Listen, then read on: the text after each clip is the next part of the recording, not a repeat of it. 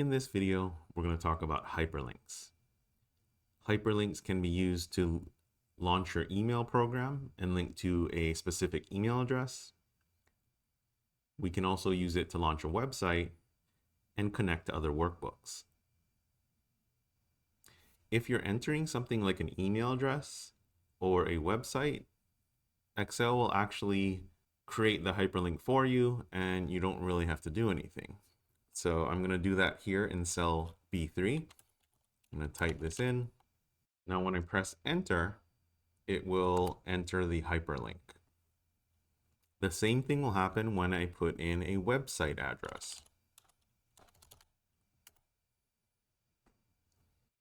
We can also insert a hyperlink to open another Excel workbook. I'm going to insert a hyperlink in A33.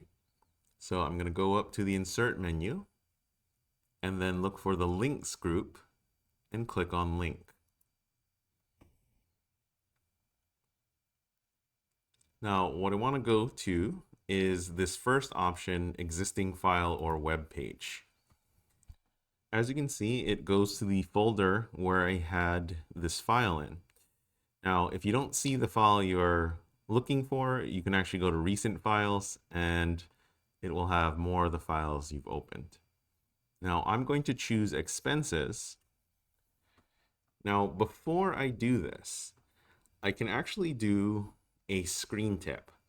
Now, a screen tip can help someone who's not as familiar with hyperlinks. It will tell them exactly what's going to happen. So I'm going to click on screen tip and type in a message.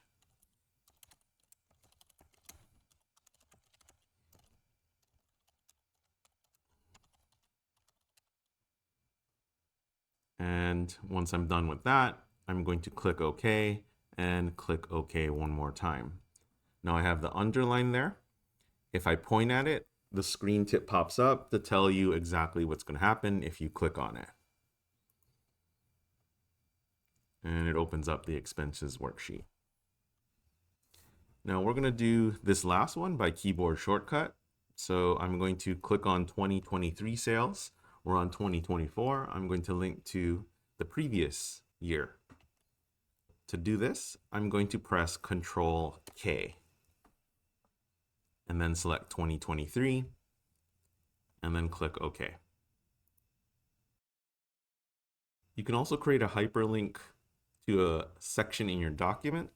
So I'm going to create a name here and I'm going to link a hyperlink to it so we can select that range.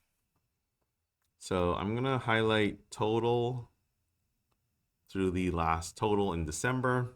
And I'm just going to press Control Shift and F3. And I'm going to create a name by leaving it on left column. So I have the name total there. Now I'm going to place my hyperlink here. I'm going to Control K. And this time I'm going to go to place in this document. Now I want to choose total in this case and click OK.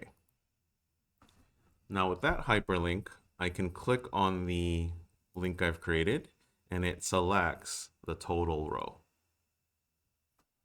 I hope you found this useful. Thank you for watching.